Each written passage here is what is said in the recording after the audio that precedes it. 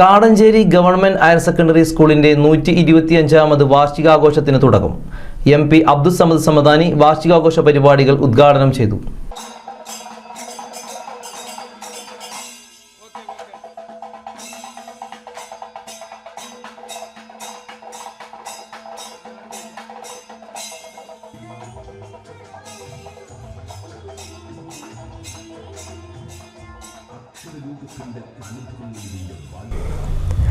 പാറപ്പുറം AMLP സ്കൂളിൽ നിന്നും ആരംഭിച്ച വിളംബര ഘോഷയാത്രയോടെ കാടഞ്ചേരി സ്കൂളിന്റെ 125ാം വാർഷികാഘോഷത്തിന് തുടക്കം കുറിച്ചു.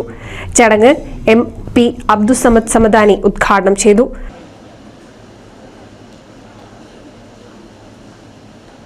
ഞാൻ ഉറപ്പിച്ചും തറപ്പിച്ചും പറയും, മൊബൈൽ ഉപയോഗിക്കേണ്ടെന്നല്ല പറയുന്നത്, ഞാനും ഉപയോഗിക്കുന്നുണ്ട്. ആവശ്യത്തിന് ഇത് കൂടാതെ കഴിയില്ലല്ലോ.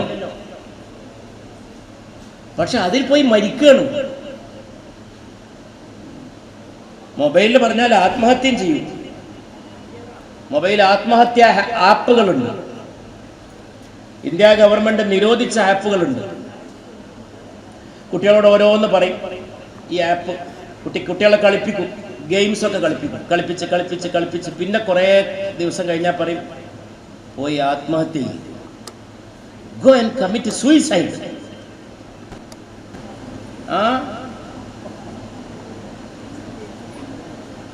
മലപ്പുറം SP വിളിച്ചൊരു കേസ് എനിക്കറിയാം. ഒരു കുട്ടിയെ കാണാനില്ല, അവൻ ഇറങ്ങിപ്പോയി ആരോ കൂടെ. ആരോ ഒരാളൊപ്പുണ്ട് എന്നാണ് പറയാ.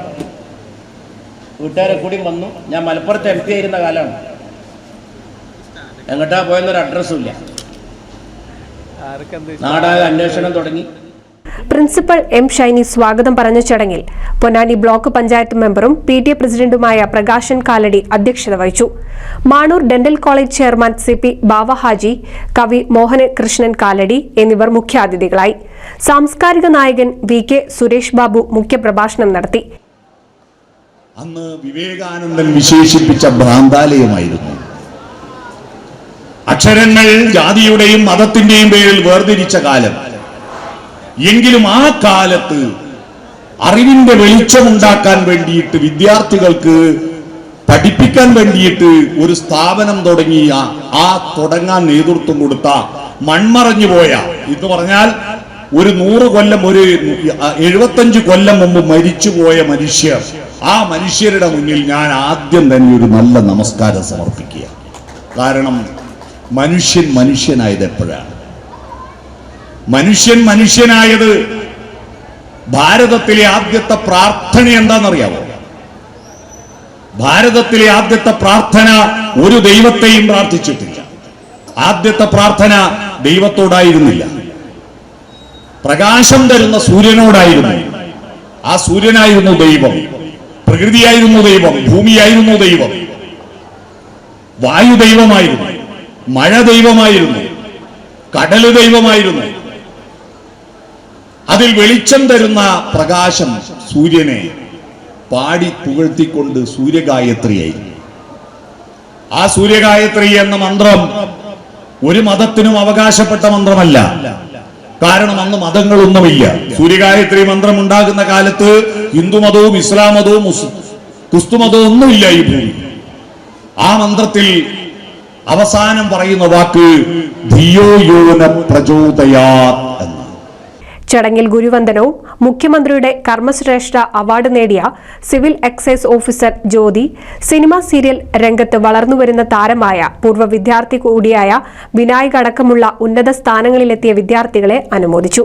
അന്ന് മുതൽ തുടങ്ങിയ പരിഹാസങ്ങളും അല്ലെങ്കിൽ കളിയാക്കലും എല്ലാം സഹിച്ച് ആ ഒരു ഊർജം അല്ലെങ്കിൽ ആവേശം കൈവിടാതെ മുന്നോട്ടും ഇത്ര കാലം സഞ്ചരിക്കാൻ പറ്റി. അതിനിടയിൽ നേടിയെടുക്കാൻ പറ്റിയ ഒരുപാട് നേട്ടങ്ങൾക്ക് ഇന്നൊരു ആദരവ് തരുമ്പോൾ ഒരു കലാകാരനെ സംബന്ധിച്ചിടത്തോളം ഏറ്റവും വലിയ പ്രചോദനമാണ്. വൈകിട്ട് തണ്ടിലം നാട്ടരങ്ങ് കലാസാംസ്കാരിക സമിതി അവതരിപ്പിച്ച മെഗാ തിരുവാതിരയും GHSS കാടഞ്ചേരിയിലെ അധ്യാപകരുടെ ഗുജറാത്തി ഡാൻസും മജീഷ്യൻ ജയൻ തണ്ടിലത്തിന്റെ മാജിക് ഷോ, നൃത്യങ്ങൾ എന്നിവയും നടന്നു. കൂടാതെ പൂർവ്വ വിദ്യാർത്ഥികളുടെ കലാപരിപാടികളും കളരിപ്പയറ്റ്, മെലഡീസ് നൈറ്റ് എന്നിവയും നടന്നു. ഉദ്ഘാടന ചടങ്ങിൽ Kalady panchayat president KG Babu, Aboobacker Haji, Dileesh CK, PG Jincy, KK Anandan, Aslam Thiruthi, Rajitha, M Jayashree തുടങ്ങി നിരവധി പേർ പങ്കെടുത്ത് സംസാരിച്ചു. NCV news, Edappal. പുതുമയണിഞ്ഞ് എടപ്പാൾ. കാലത്തിനൊത്ത മാറ്റവുമായി എടപ്പാളിൽ വിവാഹ വെഡിംഗ് മാൾ, ക്രിസൻ plaza building, Kuttippuram road, Edappal.